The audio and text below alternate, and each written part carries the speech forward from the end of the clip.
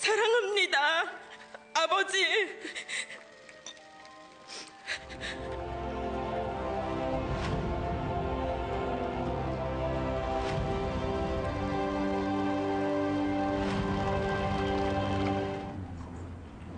얼마나 힘드세요?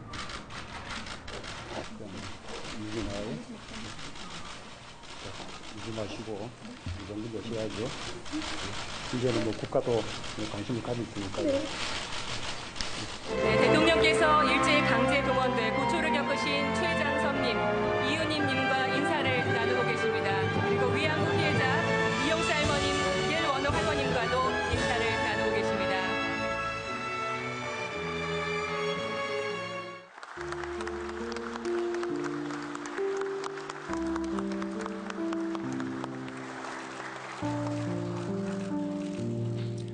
세월호를 늘 기억하고 있었습니다. 아직 돌아오지 못한 미수자들이 모두 가족 품으로 돌아올 수 있기를 간절히 기도하고 있습니다. 정부는 가족들의 여한이 없도록 마지막 한 분을 찾아낼 때까지 최선을 다하겠다는 약속을 드립니다. 함께 하겠습니다.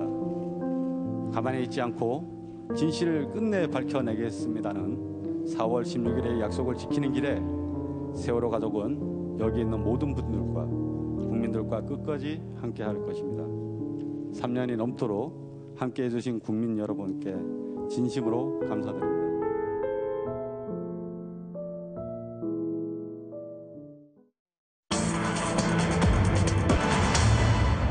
네, 오늘 첫 번째 이슈입니다. 세월호 늘 기억했다. 문재인 대통령이 오늘 세월호 유족들을 청와대로 초청을 해서 간담회를 가졌습니다. 눈물의 사과를 했습니다. 과거 박근혜 전 대통령은 이 문제와 관련해서 사과가 없었죠. 유민 아빠가 그런 얘기를 했습니다. 청와대에 가는 게 이렇게 간단하고 쉬운데 왜 그동안 못 갔을까 하는 글을 SNS에 올리기도 했습니다. 위로와 단식, 기억, 문 대통령의 세월호 희생자 임시합동 분향소 지도부와 별도로 찾아서 조문했던 일이 좀 있었죠. 현직 국회의원 시절에 보좌관만 데리고요. 참사 직후에 찾아갔던 일도 좀 있었습니다. 보좌관 단둘이 찾아 30여 분 머물면서 실종자 가족을 위로한 그런 일이 있었죠. 세월호 특별법 제정 촉구를 하면서 유민 아빠 옆에서 같이 단식 농성을 좀 하기도 했습니다. 문 대통령이 취임한 이후에는요. 재조사 입장 표명을 했고요. 기간제 교사에 대해서 순직을 인정하도록 절차를 지시하기도 좀 했습니다. 오늘 유가족 200여 명을 청와대를 초청했는데 정부가 진실규명 회피 가로막는 비정한 모습을 보였다. 늘 기억하고 있다. 나라다운 나라 만들어서 희생이 헛되지 않도록 하겠다라는 얘기를 좀 했습니다. 정부 무능, 무책임했다라고 사과를 했고 가습기 살균제 피해자 세월호 유가족 만나면서 우리 국민 가운데 아픈 기억을 갖고 있는 분들의 상처를 좀 보듬어주는 행보를 좀 보였습니다. 자, 우리 뭐 6분은 다들 뭐 유명하시니까 제가 따로 소개는 안 드리겠습니다. 관련 영상 보고 와서 6분들의 생각 좀 들어보겠습니다.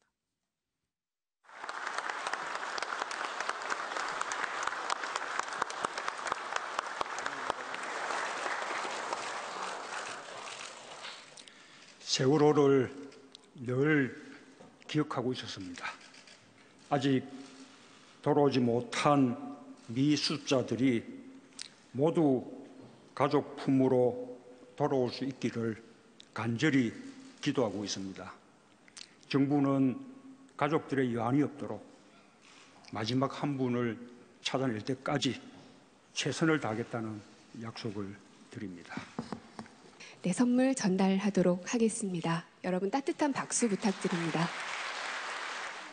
예, 이거는 뭐 세월호 약전입니다. 제가 책 나왔을 때 페북에 이걸 읽은 소감을 올린 적이 있는데 또 다시 이렇게 또 주셔서 감사드립니다.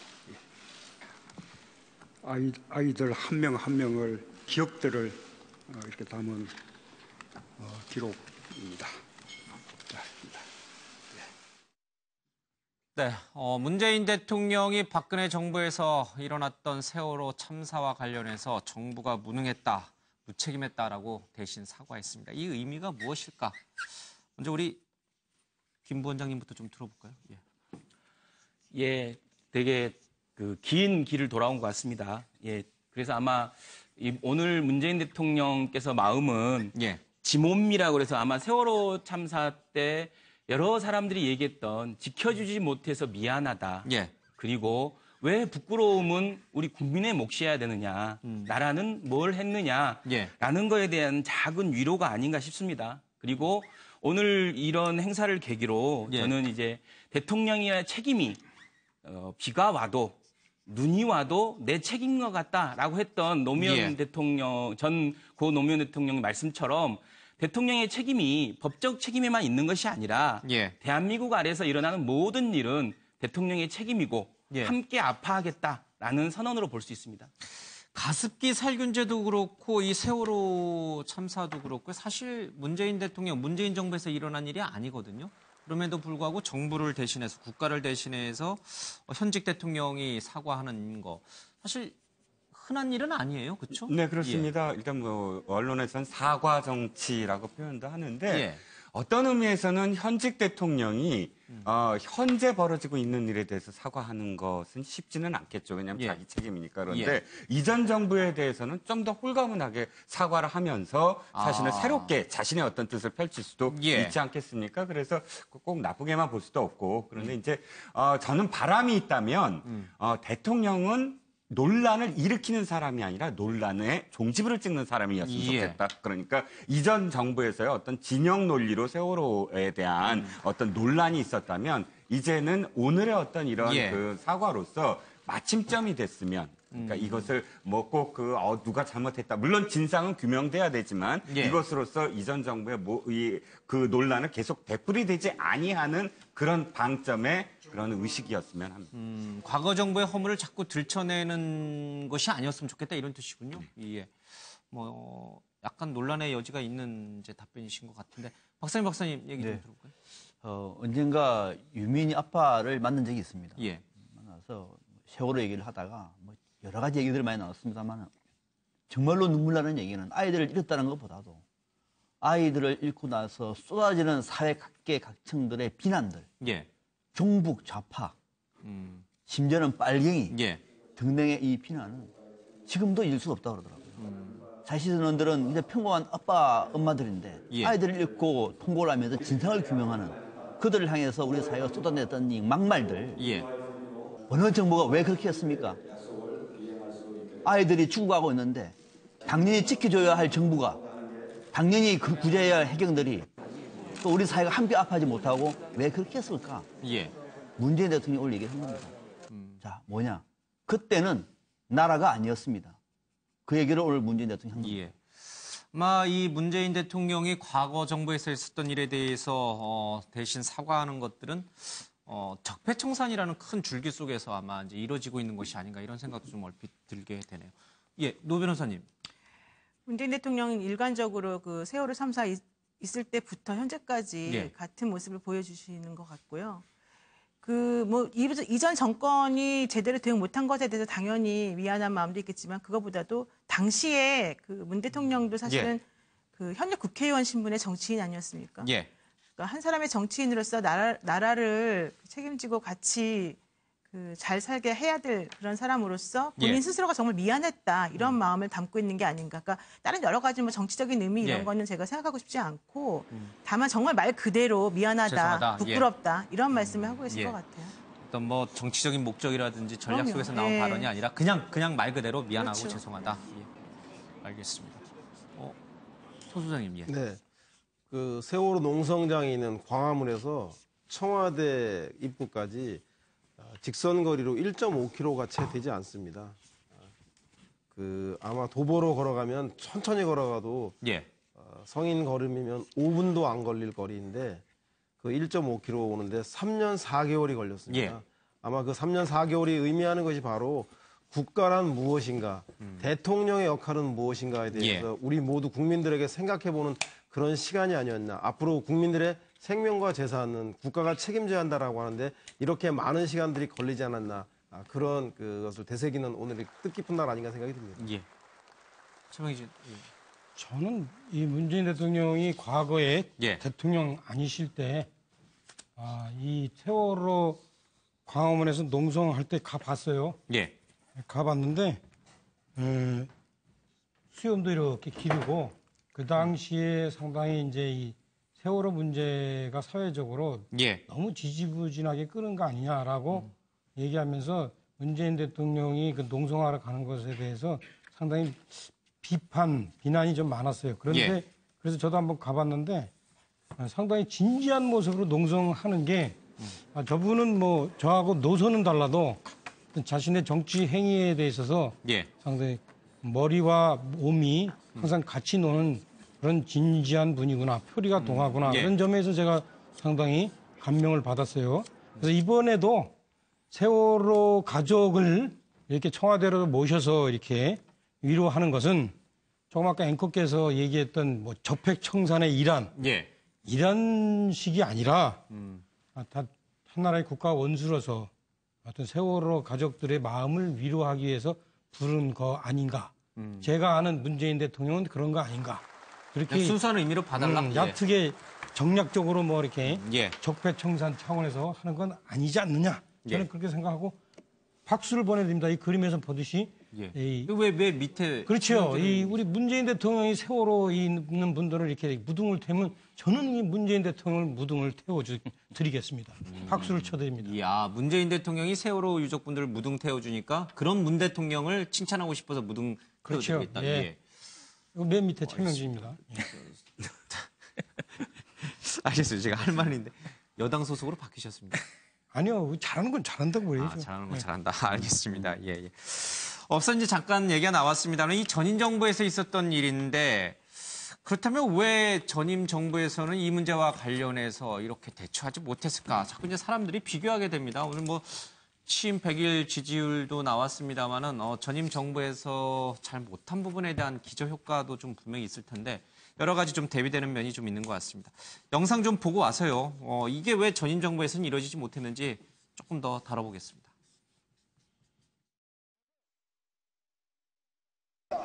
저희 말씀 좀 들어주세요. 제발. 자, 어머님들 자리에 착석하여 주시기 바랍니다. 자꾸 이렇게 하면 얼마나 춥겠어요 지금. 진짜 그만을. 앉으셔. 할 수 없는 일이 일어난 데 대해서 철저한 조사와 또 원인 규명을 해가지고 책임질 사람은 엄벌토록. 말씀하신 대로 저희는 어떤 여건에서도 현재 인력을 한 잠수사 500여 명을 지금 투입을 하고 있습니다.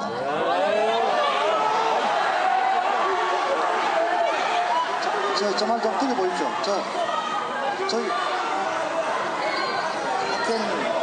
네, 저희가 이 부분에 대해서 더 이상 우리가 서로 왈가왈부하지 않아도 될 부분이 현장.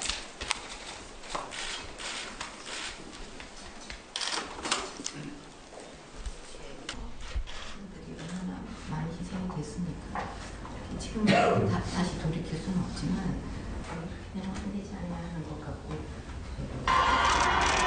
대통령님 약속하셨잖아요. 우리 아이들의 억울한 죽음을 남겨주세요. 대통령 제가 바다에서 죽었어요.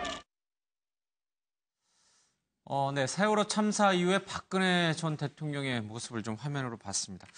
지금도 기억이 나는데 분명히 이 사건 참사가 벌어진 직후에는 직접 팽목항 체육관도 찾아가세요. 유족들을 위로했고 또 진상 규명 또 실종자 수색에 최선을 다하겠다라고 분명히 약속을 하셨어요. 유족들도 청와대를 초청해서 언제든지 만나주겠다는 약속을 하셨는데 어느 순간부터 갑자기 이제 외면을 하시더니 진상규명 문제도 뭐 조금 흐지부지되고 또 이 세월호를 인양하는 문제도 천문학적인 돈이 든다는 이유로 또 이제 반대 여론 쪽으로 조금 더 기우시고 여러 가지 좀 달라지셨어요.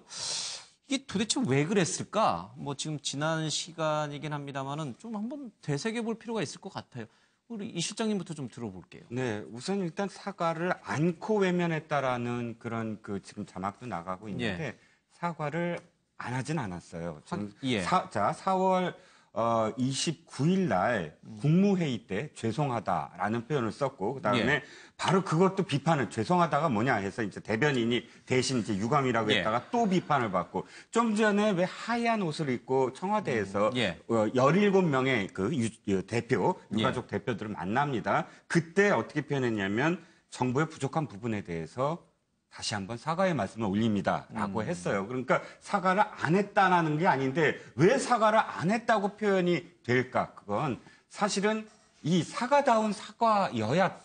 사과라는 것이 그냥 어떤 그 사과를 하는 것이 아니라 자신이 그만큼 공감을 하고 사과를 하는 만큼 무엇인가를 했었어야 됐다. 그러니까 그 다음에 그런 행동들이 그러니까 세월호를 그 인양을 한다거나 혹은 유가족을 만난다거나 팽목항에서도 사실은 그랬거든요. 아까 왜 그 이 경찰들이 딱 도열하는데 팽목항까지 갑니다. 진도체육관 갔다가 팽목항까지 가는데 유가족들이 계속 울부짖어요. 왜 약속을 안 지키냐 그런데 그 당시에도 사실은 팽목항에 가서 팽목항에 있는 그 유족 대표들을 만나는 것으로 그냥 가름하거든요. 그때 유족 대표 몇 명을 만나는 게 중요한 게 아니라 이 유족들을 만나서 직접 체육관에서부터 무슨 이야기를 듣고 하는 그런 과정들이 좀 이렇게 그 뭐랄까요 지금 소통을 하는 그런 과정이 아니고 이 사과가 진정성이 없구나라고 국민들로부터 여기게끔 하는 그런 사과였거든요.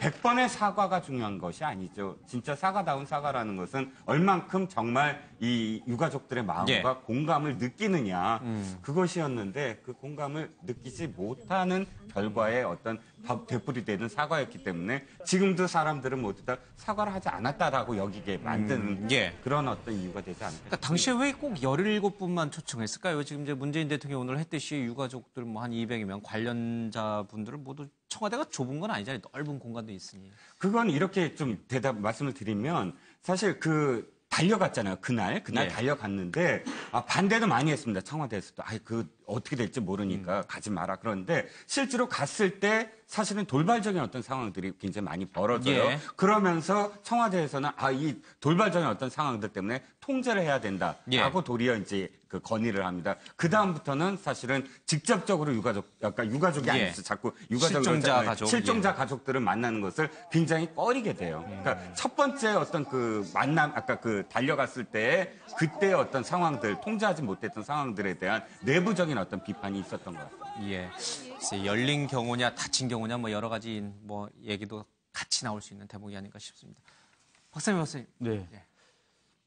박근혜 정부에서 우리가 이제 블랙리스트를 받습니다. 블랙리스트에 뭐 1000명이고 10,000명이고가 물론 뭐 차이가 있겠습니다만 중요한 것은 정부의 입맛에 따라서 국민들을 갈라치기를 했다는 겁니다. 돈을 가지고, 국민의 재금을 가지고 이 엄청난 비극을 우리가 지금 목도하고 있습니다. 그 뒤에는 김기춘이가 있었고 또 그 앞에는 청와대 핵심 인사들이 다 포진됐습니다. 자, 국민을 내 편과 내 편으로 갈라치게 했던 박근혜 정부였습니다. 그것이 박근혜 정부의 통치 과정이었습니다. 말로는 이미지는 국민을 위하는 것처럼 하면서도 실상은 국민 여론을 둘로 나누고 물론 그 안에는 국정원 등등도 다 동원된 걸 알고 있죠. 여론까지도 그렇게 만들었습니다. 자, 그러면은 세월호 가족을 왜 그렇게 봤을까? 아마 박근혜 대통령의 마음에는 세월호 가족들은 우리 편이 아니라고 본 겁니다. 우리 편이 아닌 겁니다. 미운 겁니다. 그들의 울부짖음도 정부에 대한 반대 비판으로 보이고 어떻게 보면 종북 좌파 세력으로 본 것이 아니겠느냐. 그러니까 말로는 했지만 막상 하려고 보니까 우리 편이 아닌데 NO 하면서 진상규명을 하려는 것까지도 오히려 무산시키면서 세상의 이 진상규명을 방해하는 쪽으로 결론이 나는 이런 방식으로 철저하게 외면한 것이다. 그들은 우리 편이 아니었다. 이렇게 저는 판단했다고 보고 있습니다. 알겠습니다. 네. 2014년 4월 16일 오전 8시 50분 대한민국 전라남도 진도군 조도면 해상에서 여객선 세월호가 침몰했습니다. 295명이 사망했고 9명의 실종자가 있었고요. 결과적으로 304명이라고 하는 사람이 희생되었습니다. 우리는 2014년 4월 16일 이전에 대한민국 국민이었고 그녀 또한 대통령이길 바랬습니다. 그러나 2014년 4월 16일 오전 8시 50분 이후 대한민국은 그녀만의 나라였고 그녀는 더 이상 우리 모두 국민들의 대통령이길 포기하지 않았나라는 생각이 들고요. 그 이후에 모든 그 국민의 생명과 재산과 모든 것을 지켜나가는 것에서 포기하는 일련의 과정들이 결국은 탄핵으로 대통령의 자리에 물러나게 되고 구속되기 이르지 않았나. 그래서 2014년 4월 16일 오전 8시 50분부로 그녀는 더 이상 대통령이길 포기한 것은 아닌가라는 생각이 듭니다. 글쎄, 이제 뭐 표현 중에 그녀라는 표현이 자꾸 나오는데 그래도 이제 전직 대통령인 만큼 이제 전직 대통령이라는 호칭을 써주는 것이 옳지 않느냐라고 또 세월호 얘기할 때도요? 글쎄, 뭐 그 부분에 대해서 제 앵커의 뭐 또 생각을 듣고 싶은 건 아니실 것 같은데 어쨌든 이제 그녀라는 표현에 대해서 또 시청자분들 중에서 조금 불편하게 들으실 분도 분명히 있을 거라는 생각이 좀 듭니다. 자, 노영희 변호사님 좀 들어보겠습니다. 우선은 뭐 이제 책임 문제가 어차피 대두될 수밖에 없으니까 그런 문제에서는 조금 자유로울 수 없는 부분이 있었지 않나. 그래서 계속해서 얘기하는 것이 조금 부담스럽고 불편했을 수 있다 이런 생각이 들고요. 두 번째로는 할 만큼 했다라고 생각하신 게 아닌가. 아까 이종구 실장님이 세월호 유가족들에게 박근혜 전 대통령이 분명히 사과를 했습니다. 이렇게 말씀하셨잖아요. 그럼에도 불구하고 유가족들은 진정한 사과를 못 받았다라고 생각하시거든요. 근데 그렇게 되면은 박근혜 전 대통령 입장에서는 나는 사과했는데 왜 계속해서 사과를 하라고 하느냐? 왜 계속해서 정부에게 책임을 묻느냐? 도대체 뭘 어떻게 더 하라는 거냐? 이런 생각을 할 수밖에 없고요. 결론적으로는 이제 그만해라. 이런 뜻으로 아마 이제 외면하지 않았을까 생각이 듭니다. 저는 뭐 제가 이렇게 냉정하게 보면 박근혜 전 대통령하고 세월호 희생자들 사이에는 너무너무나 깊은 심연이 있었지 않았나. 박근혜 전 대통령 입장에서는 그들에게 정말로 줄 수 없는 자신의 결함이 있었어요. 그죠? 실제 그 세월호 그 순간에 나중에 얘기가 나오잖아요. 좀 더 적극적으로 뛰어다니지 못했던 그런 부분에 대한 회한, 미안함, 어떤 뭐 그런 것들이 있었을 거고 또 유가족 입장에서는 그야말로 시간만이 해결해 줄 수 있는 깊은 한이 있었단 말이에요. 아마 제가 볼 때는 그때가 다시 돌아와도 아마 박근혜 대통령이 유가족에게 가까이 가기도 어렵고 유가족이 사실은 박근혜 대통령한테 요구하는 것도 정말로 사실은 뭐 박근혜 대통령으로서는 감당하기 힘든 그런 것이 아니었나 저는 그런 생각이 들어요. 그래서 뭐 지금 많이 생각하시는 무슨 뭐 블랙리스트고 뭐 어쩌고 저쩌고 무슨 뭐 좌빨이고 이런 거 없었어요. 대통령으로서 기본 임무에 관한 문제와 그 또 그들이 당한 세월호 그 희생자들이 당한 그 처참한 그런 그 현실 그거 사이에 어떤 그 이 골이 깊었던 것이지 뭐 그런 거 갖고 자꾸 인용문적으로 얘기하지 그러지 마세요.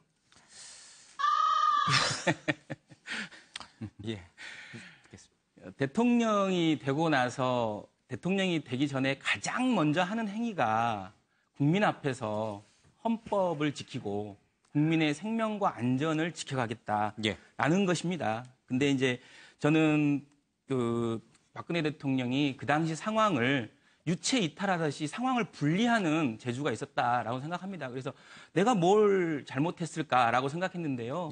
저는 대통령의 책임이라는 것이 비가 와도 눈이 와도 우리 문제다, 내 문제다라고 하는 순간 대통령이 되는 것이지 우리의 대통령이 되는 것이지 그것은 너희들 책임이고 이건 내 책임이다 이렇게 나누는 순간 유체 이탈을 하는 순간 대통령으로서 권위가 사라지고 대통령으로서 인정받지 못할 것이다 라고 봅니다. 그래서 결국은 저는 공감력의 문제 그리고 본인과 국민을 분리해서 본인의 책임을 유체 이탈하듯이 휘발유처럼 날려버릴 수 있겠다라고 생각하는 게 문제가 아닌가 싶습니다.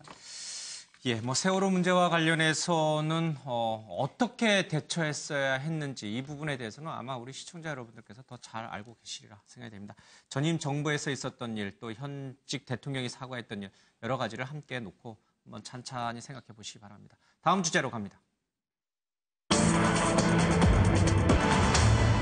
자, 1919년 세게 박은 문재인 대통령 정치권에서 건국절 논쟁이 다시 불거지고 있다라는 제목입니다.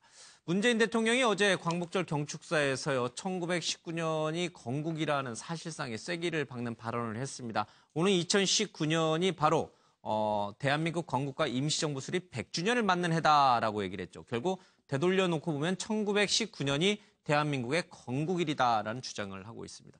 보수 진영 쪽에서는 이승만 초대 대통령이 등장한 1948년을 대한민국의 건국일로 삼고 있습니다. 뭐 영토와 주권 뭐 여러 가지를 봤을 때 1948년을 대한민국 건국일로 보는 것이 맞다라는 게 보수 진영의 이제 생각입니다. 대한민국 재헌헌법에서는요 기미 3.1운동으로 대한민국을 건립했다. 이제 민주 독립국가를 재건한다라고 얘기를 하고 있는데 재헌헌법을 봤을 때는 19년이 대한민국 건립일로 좀 볼 수도 있습니다. 여러 가지 좀 논란은 있을 수 있는데 야당 쪽에서 홍준표 대표는 1919년을 건국으로 본다. 이는 북한을 의식한 것이다라는 얘기를 하고 있습니다. 그러니까 남북이 갈라지기 전인 1919년을 건국일로 본 것은 전형적으로 북한을 배려한 것이다. 이런 뜻이 되는 거겠죠. 이해운 대표 역시요. 건국절 논란으로 국민 분열이 자초됐다. 이런 얘기를 하고요. 추미애 대표는 1919년이 건국일이 맞다. 이렇게 얘기를 하고 있고요. 박주선 국민의당 비대위원장 역시 건국일은 1919년이다라고 합니다. 1919년이 아니면 이승만 초대 대통령이 등장한 1948년을 대한민국의 건국일로 봐야 될 것인가. 이 논란은 계속 이어지고 있습니다. 먼저 영상부터 좀 보고 오겠습니다.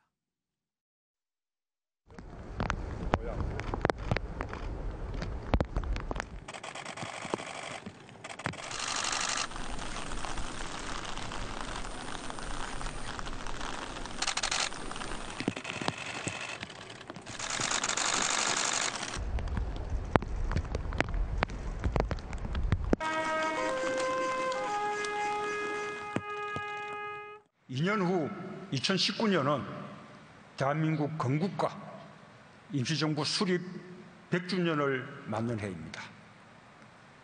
내년 8.15는 정부 수립 70주년이기도 합니다.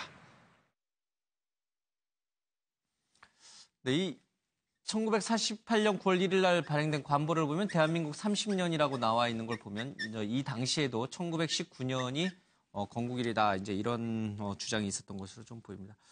자, 보수 진영에서는 왜 이 부분에 대해서 동의하지 않을까? 왜 1948년으로 볼까? 누구부터 좀 들어볼까요? 노 변호사님부터 좀 들어볼까요? 예. 사실 저는 보수 진영에서 1948년을 굳이 건국일 혹은 건국이 시작된 해로 꼭 굳이 못 박아야 하는 이유를 좀 이해를 못합니다. 솔직히 말하면. 저는. 예. 왜냐면은 지금 이제 물론 류석춘 혁신위원장 같은 경우에는 그렇게 말을 하면 1919년부터 45년까지 독립운동한 게 뭐가 됐냐 이런 말씀을 하셨다고 하는데 예. 아니 우리 정부가 힘이 없어서 정부를 세워놨지만 외부에서 제대로 인정을 못 받았기 때문에 우리가 정말 자유를 위해서 싸웠다. 예. 그렇지만 우리 국민은 우리 민족은 1919년부터 정부를 수립하고 이렇게 열심히 싸웠다. 이것을 왜 주장하는 것이 모순인지 예. 그렇게 말하면 왜 안 되는지 저는 조금 궁금하고요. 대통령도 아마도 더 이상 논쟁하지 말자. 우리는 여러 가지 과거 헌법이든 뭐든지 여러 가지를 보았을 때 19년을 기준으로 해서 얘기를 지금 계속 하고 있는데 왜 거기다 갑자기 북한을 끌어들이고 예. 왜 스스로를 자꾸 부정하느냐 이런 얘기를 아마 하시고 싶으신 게 아닌가 생각합니다. 예. 김현성 부장님. 네. 저는 이제 정말 이런 논쟁을 부추기는 논쟁. 그러니까 예. 그 전에, 그러니까 과연 박근혜, 이명박 정부 전에 이런 논쟁이 있었냐. 그러니까 박근혜, 이명박 정부 들어와서 건국 논쟁을 일으켰어요. 그러면서 지금 논쟁이 있으니까, 갈등이 있으니까 통합하고 가자.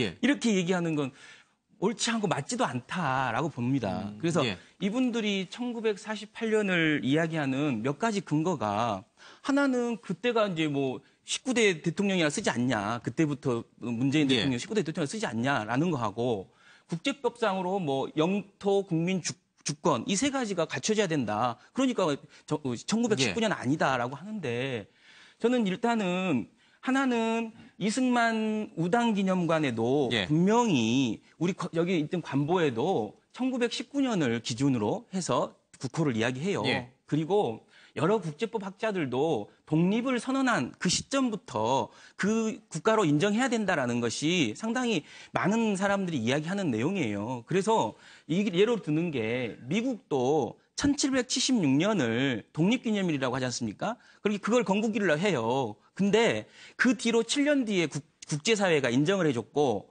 6년 뒤에 국가가 성립이 돼요. 첫 번째 초대 대통령이 있다는 거죠. 그러니까 13년 동안 독립선언을 하고 나서 13년 동안 미국도 이 기간이 있었던 겁니다. 그래서 그렇게 생각한다면 미국도 그러면 그 뒤로 1776년이 건국일이 아닌 거죠. 그래서 저는 굉장히 불필요하다. 그리고 논란을 만들어 놓고 한 9년 동안 논쟁을 했으니까 지금 갈등이다. 이렇게 얘기하는 건 저는 옳지 못하다, 정말로. 알겠습니다. 예. 좀 보수진영 쪽 논리를 좀 들어볼까요? 예, 우리 시장님. 그런데 이제 지금 말씀하신 부분과 관련해서 논란 이전에 보면 김대중 전 대통령이 1998년에 그때 8월 15일 때 뭘 축하하셨냐면 건국 50주년을 축하하셨거든요. 그러니까 그게 1919년부터 시작하지 않고 48년 그 이전부터 사실은 많은 부분에서 예를 들자면 지금 백범 김구 선생님이 1945년부터 48년까지 그러니까 미 군정 때 사실은 이승만 대통령과 함께 사실 군정 반대하고 또 이제 반탁 운동을 함께 하셨었어요. 그때 한 것 중에 하나가 양심 건국이라는 휘호도 쓰시면서 건국에 대한 어떤 활동을 하시거든요. 그건 모양 영운영 선생도 마찬가지입니다. 그때 만든 게 건국 동맹이라는 비밀 열사 조직을 만들어요. 그때 사용했던 용어들은 전부 건국이었어요. 그건 백범 김구 선생님도 마찬가지고 그러면 건국이라는 말 자체를 예를 들어서 재헌의회, 그러니까 헌법이 만들어지고 그다음에 국가로서 그때 선포한 그때부터 보느냐라는 논쟁 자체가 사실 없었어요. 말씀하셨듯이. 왜? 그게 건국이었기 때문에. 노무현 대통령도 그때 건국을 그 48년 8월 15일부터로 표현하신 적도 많았고요. 그런데 물론 그 이후에 이명박 대통령, 박근혜 대통령이 건국 절을 기념하자라고 해서부터 그게 어떤 논란이 됐지. 그 이전에 많은 대통령들이나 혹은 그때 당시에 독립운동을 하셨던 분들도 건국이라는 의미를 그때부터 사용했다라는 많은 자료들이 있거든요. 이제 한 가지 좀 여쭤보고 싶은데요. 이 보수진영에서는 왜 1919년, 그러니까 여러 가지는 알겠습니다. 뭐 여러 가지 이제 법적인 구성 요건이라든지 여러 가지 이제 뭐 알겠는데 1919년을 대한민국 건국의 시초로 보면은 이 당시에는 물론 이제 좌우합작, 뭐 공산주의 항일 운동을 했던 분들도 있고. 그러니까 대한민국 건국하는 데 있어서 이른바 공산주의자들이 기여한 것을 인정하기 싫어서 1948년을 주장하는 건가요? 꼭 그렇진 않습니다. 지금 많은 좌익 계열이 임정을 인정하지 않아요. 임정을 인정한 그런 그 독립운동 한 부분들도 있지만 그러나 사실은 그 북한도 마찬가지고 또 남한에서 투쟁을 했던 많은 좌익 계열들은 임정을 절대 인정하지 않거든요. 그렇기 때문에 뭐 좌익 계열이나 혹은 뭐 그 북한 때문에 우리가 뭐 임정을 그러니까 보수가 임정을 인정하지 않는다는 그거는 좀 그럼 논란이 홍준표 대표 말이 잘못된 않고요. 거네요? 그건 저는 이 표현은 잘못됐다고 봐요. 홍준표 대표의 말 이거는 북한을 의식한 거는 이건 아니다. 북한에서도 사실 임정을 다 인정하지 않는 계열이 사실은 정권을 잡았거든요. 알겠습니다. 엄격한 이제 국가의 구성 요건, 건립 요건을 따져봤을 때 48년이 맞다. 한 가지만 더 말씀을 드리면 지금 이 보수에서 이야기하는 임정을 폄하한다, 폄하하지 않아요. 그 건국절 얘기도 사실은 임정으로부터 시작됐다. 그리고 그것은 아이를 잉태한 것이고 실질적으로 아이를 낳은 것은 건국절이 아니냐 이렇게 표현을 하고 있죠. 알겠습니다. 누가 또 박세만 선생님 우리가 우리 한국 현대 정치사에서 대한민국의 건국은 항일 민족 독립운동의 역사였다라고 평가할 때 누가 제일 반대할까요? 항일 민족 독립운동의 역사였다. 대한민국이 이 과정 속에서 많은 사람들이 항일 독립운동을 했을까요? 친일파가 더 많았습니다. 친일파가. 오히려 항일 독립운동가들을 죽이고 신고하고 고문했던 사람들이 많습니다. 그들이 한 시대의 주류가 됐습니다. 그들은 그 역사를 지워버리고 싶은 거예요. 어떻게 지울까요? 대한민국은 항일 독립운동의 역사가 아니라 이승만 정부가 됐던 거야 라고 얘기를 하고 있는 거예요. 그 뿌리가 친일의 뿌리가 지금 거죠. 나타나고 있다 이 뜻이에요. 그거를 지금 역사적으로 왜곡을 하다 보니까 마치 정부 수립을 건국이라고 얘기하면서 대한민국의 건국을 분단된 이승만 정부 시절을 하고 있는 겁니다. 쉽게 말하면 1948년 8월 15일 날 당시의 중앙청 앞에 크게 걸개가 있습니다. 이승만 대통령이 대통령에 취임한 날입니다. 대한민국 정부 수립이라고 얘기를 했습니다. 이승만 대통령이 그때 그랬습니다. 그리고 앞서 넣었습니다만 대한민국 관보 1호 1948년 9월 1일 날 대한민국 30년입니다. 대한민국의 초대 대통령이 이승만 대통령도 그렇게 했던 것을 왜 그 후대들이 잊어와가지고 마치 그때를 대한민국 건국이라 하느냐. 친일의 역사가 부끄럽고 그것을 지우기 위해서 제일 좋은 방법이 대한민국을 반쪽짜리 이승만 정부보다 건국이라고 우기고 있는 거죠. 알겠습니다. 친일 잔재의 영향이다 이런 뜻이군요. 그 우파에서 1948년 8월 15일을 건국을 절로 특별히 기념하고자 하는 이유는 제가 볼 때 이런 것 같아요. 그러니까 그때에 이미 그 소련 점령한 38선 이북에서 북쪽에서 인민위원회를 만들어서 토지 개혁이나 인민군 구성을 통해서 이미 국가적인 역할을 다 해요. 예. 이제 거기에 어떤 이제 일정하게 견주기 위해서 1948년 8월 15일 남한만의 단독 선거로 정부를 수립하거든요. 그런데 그 해에 9월 9일 날 북한에서도 정식적으로 그 국가를 수립해요. 그래서 그 구구절하고 대비하기 위해서 어떤 이제 이렇게 48년 8월 15일을 건국일로 생각하는데, 그래서 이것이 곧 분명히 지금 오해하듯이 1919년 임시정부를 좌파 정부이기 때문에 그것을 부정하는 건 아니에요. 임시정부 때 이미 다 아시다시피 대통령도 이승만이었고, 그때 임시정부의 상징으로 되어져 있는 김구 선생도 우파였어요. 노선이 외교 노선이냐 무력 노선이냐 이것만 차이 났던 거지 그 차이가 안 납니다. 근데 다만 자막에 이제 위에 보면 저 있죠. 대한민국 그 자막에 이승만 대통령 앞에 보일 때 대한민국 정부 수립 축하입니다. 국민총동원입니다. 그래서 그거는 저 위에 있는 그림의 한자가 대한민국 정부 수립 축하입니다. 말 좀 들어봐요. 그러니까 아니죠. 사진에 넣어서 제가 말씀드렸습니다. 그러니까 건국은 일종의 과정이에요. 그러니까 사실 보면 1919년에 어떤 주권을 선언을 합니다. 하지만 이제 그것이 실제 국민과 영토까지 다 되려면 1948년 8월 15일이 돼요. 1948년 8월 15일이 뭐 하는 날이냐면 정부가 수립되는 날이에요. 그로부터 3개월 전에는 재헌의회가 수립돼가지고 재헌의회에서 총선거를 해요. 그리고 그 7월 달에 또 헌법을 만들고 이런 일련의 과정이고, 그러니까 마지막으로 건국이 완성된 게 1948년 8월 15일이에요. 그런데 그래서 저는 그렇다고 해서 지금 이 우파에서 얘기하듯이 꼭 1948년 8월 15일을 건국절로 또 기념해야 된다는 건 아니에요. 아까도 그 김 소장 얘기했듯이 미국 같은 경우에는 독립선언 날을 그냥 건국절로 해요. 그래서 이 부분에 관해서는 좀 더 제가 볼 때는 정치인들이 일단은 지금도 좌냐 우냐 가르는 것 자체가 별로 의미가 없잖아요. 그렇죠?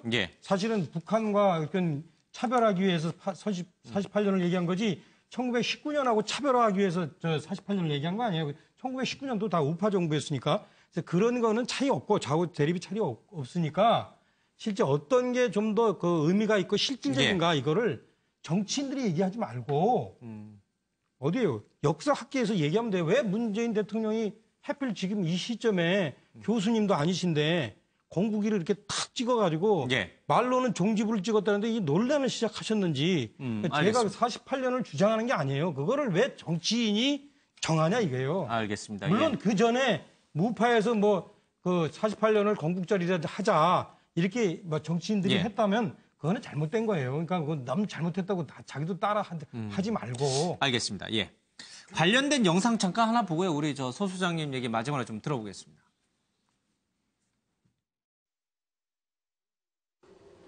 저는 오늘 분명히 말하고자 합니다.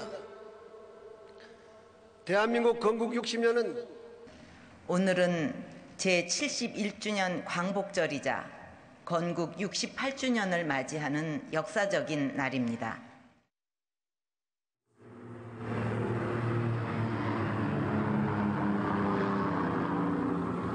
나 이승만은 국헌을 준수하며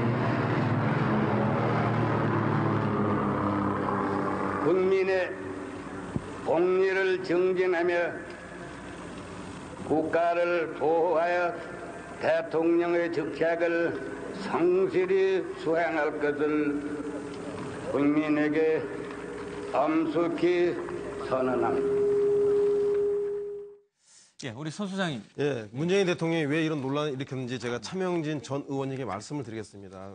보수주의자들은 북한 문제도 한미동맹이나 사드 문제도 철저히 미국 입장에서 하면 다 좋은데 왜 우리 목소리를 내려고 하느냐, 힘도 없는 놈들이 라고 하는 약간 노예적 사관, 식민사관을 좀 가지고 있는 것 같아요. 문재인 대통령은 그렇기 때문에 광복은 주어준 것이 아니라 연합군과 미군에 의해서 일본을 한반도에서 몰아내서 광복이 이루어진 게 아니라 피 어린 독립군들의 투쟁에 의해서 우리 모든 3천만 국민들이 3.1 민족 운동을 통해서 쟁취한 것이다. 따라서 1919년 4월 13일 임시정부 수립으로부터 독립을 쟁취하는 것이 바른 역사관이라는 걸 이야기하고 싶기 때문에 그런 것 같다는 생각이 듭니다. 따라서 남북 문제도 미국에게 맡겨둘 것이 아니라 남북 문제, 한국이 주도적 역할을 해야 한다.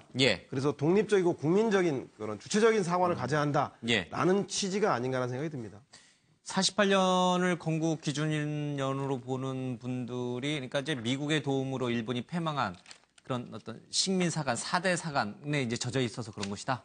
뭐 그런 우려 때문에 아마 이 얘기를 하신 게 아닌가 싶네요. 아니 내가 미국 갖고 친하다고 내가 식민 사관을 갖고 있다고 생각하세요? 본인이 그걸 사관을 갖고 있다고 생각하지는 않겠죠. 그런데 오랫동안 이렇게 그런 식으로 얘기하니까 자꾸 주사파니냐고 욕을 듣는 거예요.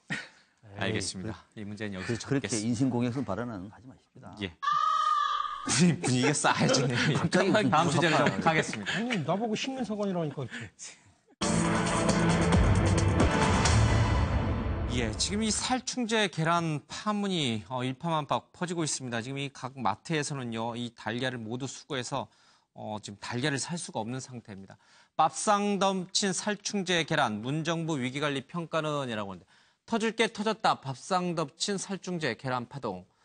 범정부 종합관리 전수조사를 지시했습니다. 살충제 계란 국민의 소상히 알리고 조치를 취하라는 얘기를 하고 있습니다. 계란을 봤을 때요, 08이라든지 08LSH, 13, 09 이렇게 써져 있는 계란은 좀 피하셔야 됩니다. 이 지역을 나타내는 숫자인데요. 전남, 나주, 강원처럼 경기 양주에서 살충제 성분이 추가로 검출이 됐습니다. 양계노가는 억울하다는 얘기를 하고 있어요. 진드기 퇴치에 좋다는 말만 듣고 약을 썼을 뿐인데 무슨 살충제냐라고 깜짝 놀라고 있지만 식약처에서 어쩔 수 없는 것 같습니다. 식약처에서는요. 유럽에서 이른바 살충제 계란이 파동이 있었을 때 국내산 계란은 안전하다라고 큰 소리 뻥뻥 쳤는데 뒤늦게 국내산 계란에서도 나왔습니다. 이 식약처의 안이한 대응이 지금 도마 위에 좀 올라 있습니다. 각 당에서는요, 부실한 이 대책과 관련해서 정부를 성토하는 얘기들이 쏟아지고 있습니다. 바퀴벌레도 죽이는 그 독성 강한 살충제를 우리가 그동안 먹어왔던 것이냐, 그런 이제 시민들의 반응이 나오고 있습니다. 살충제 계란의 습격 어디서부터 잘못됐는가? 살충제 계란 이미 4월에 경고음이 났는데 그동안 뭐 했는가 하는 정부 대응 평가도 나오고 있습니다. 일각에서는 너무 과민하게 대응하는 거 아니냐? 이것을 이 살충제 계란을 수백만 개를 먹어야 이 영향을 받는데 너무 과민한 거 아니냐는 얘기도 나오긴 합니다만은 우리 국민의 불안감은 굉장히 좀 큰 게 사실입니다. 관련 영상 보고 오겠습니다. 아무래도 아이 키우다 보니까 매번 반찬에 이제 달걀 위주로 올라오는 편인데 이제 불안하죠. 식탁에 내놓을 것도 없는데. 조금 불안하죠. 많이 먹는데 조금 불안한데 신경을 써줬으면 좋겠습니다. 계란은 생산과 유통 과정이 거의 완벽하게 파악될 수 있는 것이기 때문에 이제까지 AI라든가 하는 다른 문제보다는 훨씬 더 쉽게 통제될 수 있는 사안입니다. 며칠 안에 이 문제는 충분히 관리 가능한 상태로 되리라고 봅니다만 유통 과정을 최단 시간 내에 정상화함으로써 국민들의 생활에 불편함이 빨리 해소되도록 노력을 해주시기 바랍니다. 금일 아침 05시까지 현재로 시간으로 볼 때 검사를 완료한 245개 농가 중에서 2개 농장에서 금지된 농약인 피프로닐이 검출이 되었고 또 2개 농장에서는 허용된 농약이지만은 비페트린이 기준치를 초과한 것으로 나타났습니다. 네, 이 살충제 성분이 검출된 계란 아닌 것까지도 수거해서 조사에 들어갔고요. 또 모두 폐기 처분하라는 당정청 회의 결과도 좀 나왔습니다. 소장님도 좀 듣겠습니다. 네. 어디서 뭐가 잘못된 거예요? 저는 적폐 계란 문제가 터질 게 터졌다는 생각이 듭니다. 적폐 계란입니까, 저것도? 왜냐하면 국내 산란용 닭의 기생 진드기 때문에 맹독성 살충제를 사용한다는 것이 어제 오늘 일이 아니었습니다. 그런데 부랴부랴 유럽 지역 살충제에서 이런 파동이 일어나자마자 더 엄격하게 조사를 해봤더니 거기서 맹독성 살충제가 나왔다는 거 아니겠습니까? 따라서 작년부터 그 보건당국에서 이 문제에 대해서 예. 알고 있음에도 불구하고 미연에 방지하지 않은 것이 이렇게 큰 그 국가적 국민적 불신으로까지 쌓게 된 게 아닌가. 미연에 방지했어야 한다는 생각이 듭니다. 예. 박상우. 네. 친환경 계란 하면은 사실 대부분 국민들이 안심하고 먹거든요. 비싸요. 비싸죠. 그럼요. 예. 다른 계란도 물론 안전하겠습니다만 특히 친환경 하면은 왠지 좀 비싸더라도 좋을 것 같았는데 예. 거기서도 문제가 있다? 이건 아닌 것 같아요. 아마 많은 국민들은 이런 문제가 생겼을 경우에 이전 정부와는 조금 많이 다를 것으로 기대를 했을 겁니다. 그러나 막상 뚜껑 열어보니까 큰 차이가 없습니다. 아직도 문재인 정부는 적어도 민생과 관련되어 있는 이런 국내 현안에 대해서는 손발이 잘 맞지 않는구나를 알 수 있는 대목이라고 봅니다. 예. 노 변호사님 50점도 그런 맥락인가요?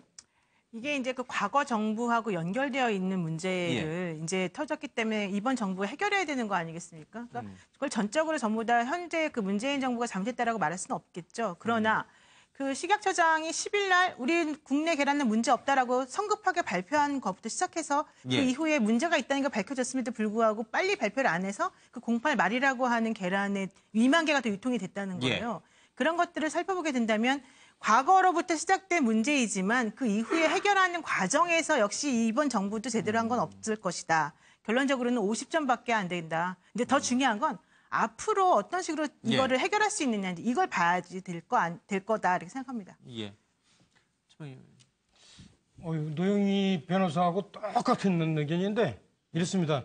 이게 지금 빨리 과거에 어떤 문제가 있었는가 이것보다 우선 중요한 건 뭐냐면 지금 어떤 달걀을 먹을 수 있고 어떤 달걀은 못 먹고 어떻게 대처해야 되고 이거를 지금 알 수가 없어요. 그냥 기자들이 그냥 전해주는 걸로서 08 마리는 먹지 말라. 이 정도예요 지금. 그죠? 식약청에서 뭘 발표한 것도 아니고.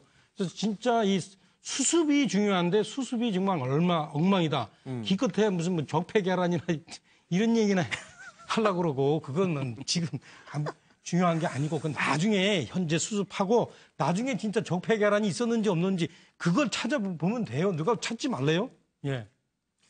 아까 그거에 대한 일종의 복수인가요? 아니요. 예, 우리 이 실장님. 지금 뭐 적폐 계란도 나오고 여러 말씀을 하셨는데 사실은 이게 그 박근혜 정부 때만의 문제냐. 우리가 지금 옥자라는 영화도 나오지 않았습니까? 우리가 사실 동물들을 먹고 동물들이 낳은 달걀을 먹고 하는 과정 속에서 사실 그 동물들을 어떻게 키웠나를 우리는 사실 돌아보지 않았다는 거죠.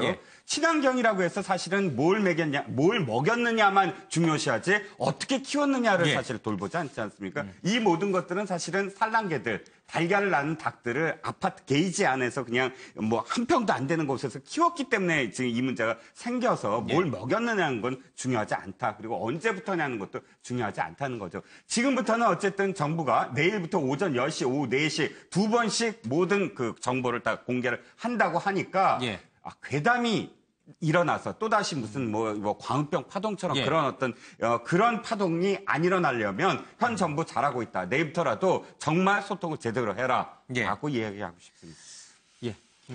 예, 과거 우리 메르스도 그랬고 AI도 그렇고 많은 교훈을 남겨줬습니다. 저는 세 가지만 그 교훈을 말씀드리고 당부드리겠습니다. 하나는 빨리 원보이스를 했으면 좋겠습니다. 농림부와 어찌됐든 지금 그 복지부 간에 약간의 그 업무 차이 이런 거 있는데 원보이스로 빨리 정리를 하시고요. 저는 늑장 대응보다는 과잉 대응이 낫다. 어찌됐든 조금 더 적극적인 대응이 좀 필요하다. 그리고 투명성이 가장 좋은 처방약이다. 그래서 모든 것은 공개하고 모든 것은 밝혀진다 생각하시고 모든 것은 국민들에게 소상하게 알려줬으면 좋겠습니다. 알겠습니다. 뭐 일각에서는 이 살충제 성분이 나온 계란 먹어도 괜찮다. 뭐 수백만 개 먹어야 이제 영향을 받을 정도다라고 안심해도 된다 이런 얘기도 나오긴 합니다만은 국민 먹거리와 관련돼서는 0.001%라도 위험 요소가 있다면 제거되는 게 맞겠죠. 정부가 좀 더 신경을 써야 될 것 같습니다. 다음 주제로 갑니다.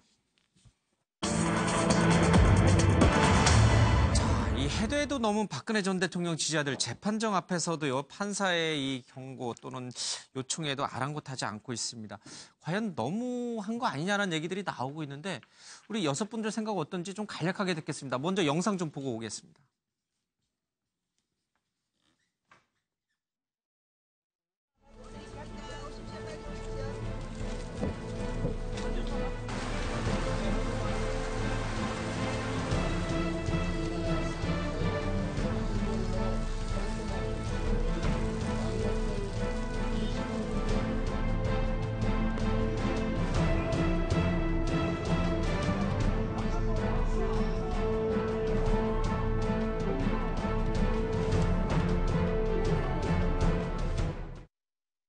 예, 어제 광복절에 이 광화문 광장에서는 박근혜 전 대통령을 찬성하시는 분들의 집회도 좀 있었고요. 또 이 사드와 관련돼서 반대하는 집회도 좀 있었습니다. 어쨌든 뭐 이 전체적으로 저희들이 오늘 다루는 주제는 이 박 전 대통령의 지지자들 얘기이긴 한데요. 조금 뭐 관련 영상하고 조금 맞지는 않았습니다. 자, 저는 딸입니다라고 하는 방청객도 좀 있었고요. 또 박근혜 전 대통령한테 경례를 붙이는 분들도 좀 있었습니다. 뭐 휴대전화 벨소리까지 올리시는 분들도 좀 있었는데 열렬 지지층의 입장이야 뭐 충분히 이해가 갑니다만은 이 재판장에서 지켜야 될 도리를 넘어선 것 아닌가라는 비판도 좀 있습니다. 이 실장님부터 좀 짧게 듣겠습니다. 네, 사법부의 권위를 무너뜨리는 건 보수든 진보든 상관없이 그분들은 엄단해야 됩니다. 예. 사법부의 권위, 또 입법부, 또 행정부, 3권이 사실 서야지 우리나라가 잘 되는 것이거든요. 이분들은 지금 아마도 10월까지만 되면 박 대통령이 석방되리라 믿고 있는 보수가 아니라 그냥 박 대통령의 지지자들일 뿐인데 10월에 과연 석방될 수 있을까? 그거는 사실은 미지수라고 봅니다. 저분들은 보수가 아니라 박근혜 전 대통령이 그냥 지지자일 뿐이다. 예, 우리 선수. 네. 탄핵을 반대하는 세력의 핵심적 본질은 헌법을 파괴하고 법치를 부정하는 것입니다. 그래서 이런 모습도 자꾸 보인다라면 결국 탄핵을 반대했던 본질적인 문제에 대해서 국민들부터 의심받을 수밖에 없기 때문에 예. 남은 재판에서라도 법과 질서를 지키는 모습을 보여야 하지 않을까 생각이 듭니다. 예. 저런 행동들이 그렇게 재판에 유리해지는 건 아니죠, 노 변호사님? 당연히 유리하지 않겠지만 그렇다고 해서 그분들의 행동 때문에 박근혜 전 대통령이 오히려 더 불이익을 당할 수는 없겠죠. 그런 건 또 아니고. 그러니까 법치주의를 무시하는 행동을 하지 마셔야 됩니다, 솔직히. 예. 박사님. 네. 참 나라가 나라답지 못하다 보니까 별 희한한 일들을 요즘에 많이 봅니다. 가끔은 귀를 막고 싶고 가끔 가다가는 눈을 감고 싶은 일들이 한두 개가 아닙니다. 예. 자, 저분들의 아마 심리 상태는 그럼 정신적으로 거의 아노미 상태에 있는 것이 아니냐라고 저는 진단을 합니다. 예. 그래서 일일이 그 언행에 대해서 논평하기도 부담스러울 정도로 사실상의 아노미 상태에 있다. 저는 그렇게 생각합니다. 극단적인 행동 모두 다 저는 도끼인 객견이라고 생각하는데요. 박근혜 대통령은 이제 한 명의 전 자연인으로서 본인의 어떤 그 형사적 어떤 죄과 여부에 대해서 재판을 받고 있는 것에 불과합니다. 그래서 그런 박근혜 대통령을 막 숭배하듯이 숭앙하듯이 하는 사람들, 지금 재판정에서 나타난 사람들, 이분들도 문제고 또 반대편에서 박근혜 전 대통령 자연인에 불과한 박근혜 전 대통령을 마치 마녀 사냥하듯이 인격적으로 모독하는 분들 그런 분들도 많아요. 그 뭐 일정하게 아주 극단적으로 그런 분들도 저는 또 그러면 안 된다. 그냥 그렇게 도끼인 객긴 하지 말고 재판하도록 그냥 놔둔다. 조금 아까도 뭐 이종근 실장 저렇게 한다고 뭐 박근혜 전 대통령이 유죄가 될까요? 무죄가 될까요? 뭐 하려 그런 거 관심 가집니까? 그 재판관이 알아서 판단할 텐데 본인이. 알겠습니다. 어쨌든 양 극단에 있는 분들보다는요. 가운데 있는 분들, 합리적으로 사고하시는 분들이 훨씬 많은 것 같습니다. 다음 주제로 갑니다. 모든 가능성이 열려있다. 박원순 대 안철수 서론 다른 속내. 바로 서울시장 선거를 두고 하는 얘기입니다. 안철수 전 대표가 이제 지금 당 후보로 당대표로 이제 도전을 하고 있는데 일각에서 서울시장 차출론이 계속 나오고 있습니다. 만약 나가게 된다면은 과연 어떻게 될까? 박원순 전 시장은 과거에 양보 받았듯이 이번에는 본인이 양보를 해야 될 것인가? 여러 얘기들이 좀 나옵니다. 영상 잠깐 보겠습니다. 바로 얘기를 좀 들어볼까요? 예, 우리 노 변호사님. 서울시장 자리가 뭐 양보하고 말고 이런 흥정의 대상이 되는 자리는 아니기 때문에 그런 건 약간 좀 잘못된 것 같은데 어쨌든 안철수 그 전 대표 입장에서는 여유롭겠죠. 본인이 양보를 해줬었고 또 대선을 향해서 가는 길목이라고 생각하기 때문에 그렇지만 박원순 시장 입장에서는 아니라고 얘기하지만 속으로는 찜찜할 겁니다. 찜찜할 것이다. 예, 예전에 빚이 좀 그렇습니다. 있나 보죠. 저는 그 양보론 자체가 갖고 있는 굉장히 민주주의를 파괴하는 언행인 것 같아요.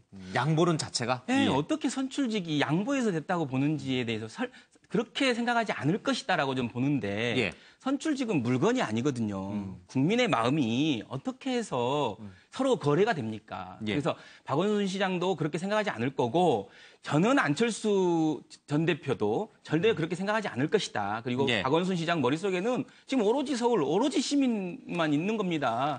그걸 가만히 놔뒀으면 좋겠습니다. 양보 얘기를 좀 꺼내지 말라. 네. 네. 사실은 박원순 시장 입장에서는 조금 유리해진다라고 생각할지도 몰라요. 왜냐하면 마음의 부채가 있었는데 당이 다르니까 당이 다른데 어떻게 양보를 하겠습니까? 어떻게 더불어민주당 중에 서울시장이 국민의당 서울시장 후보한테 양보를 한다? 예. 불가능하니까 도리어 마음의 부채를 털 수 있는 그런 계기가 아닐까 싶습니다. 예. 네, 안철수 전 대표 이겨봐야 서울시장이고요. 지면 집으로 가셔야 합니다. 그래서 이 선택 문제 이겨봐야 서울시장 좋은 거 아니에요? 서울시장 한다고 해서 대통령 원래 하려고 했던 거하고는 다르기 때문에 서울시장 한다고 해서 반드시 예. 대통령이 될 수도 있는 건 아니란 생각입니다. 예. 지금 박원순 시장 보시면 잘 알지 않겠습니까? 박원순 시장은 나는 양보한다 쳐도 당의 결정이 지엄해서 아마 그 안철수 후보에게 양보하는 건 있을 수 없을 것이다라는 생각하고 있지 않을까 싶습니다. 예. 박성명 교수님. 네, 뭐 지금 뭐 내년 서울시장 얘기하는 게 사실 너무 이르죠. 지금 국민의당도 당내 경선 과정 속에서 안철수 후보와 관련해서 내년 지방선거 전략을 얘기하다 보니까 예. 안철수 전 대표가 가능성은 열려 있다. 당연히 열려 있는 거죠. 닫힐 수 없는 거죠. 그래서 미래는 모른다. 상황이 달라져서 안 후보가 뛸 수도 있고 더 큰 예. 일을 할 수도 있는 것이다. 이런 말로 보니까 당장 박원순 서울시장 입장에서는 좀 당내 경선도 지금 쉽지 않습니다. 당내 예. 경선은 그런데 또 안철수까지 나와 힘듭니다. 알겠습니다. 이런 생각을 예. 하고 있으라고 봅니다. 차명진 의원께서 이제 삽박을 시간이 없었는데 단도직입적으로 제가 묻겠습니다. 안철수 전 후보가 만약에 서울시장 나와서 박원순 시장하고 결어요. 당선 가능성 어느 정도로 보시죠? 지금 참 예측하기 어렵죠. 왜냐하면 예측하기 이제 어렵다. 예. 박원순 시장이 여당이지만 실제 두 분 관계에 분명하게 우리 국민들 5천만 국민이 다 봤어요. 양보하는 과정을. 그렇죠? 그 과정에서 한국에서는 또 그런 있던 개인적 관계가 이제 무시할 수 없어요. 그래서 좀 쉽지는 않을 겁니다. 예, 예측하기 어렵다. 알겠습니다. 다음에 좀 더 다뤄보도록 하겠습니다. 오늘 뉴스와이드는 여기서 마칩니다. 잠시 뒤 MBN 뉴스팔이 이어집니다. 시청해주신 여러분 고맙습니다.